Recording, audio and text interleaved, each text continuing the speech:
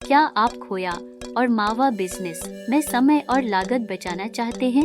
Jaipur steam energy लाया है आपकी मदद के लिए बेहतरीन समाधान। ऑटोमेटिक खोया मावा बनाने की मशीन और स्टीम बॉयलर सिस्टम। हमारी मशीन में पलटू स्टिर की सुविधा है, जिससे दूध लगातार हिलता रहता है और जलता नहीं। हमारा स्टीम बॉयलर बिना बार बार पानी भरने की जरूरत और कम ईंधन में उच्च उत्पादन देता है।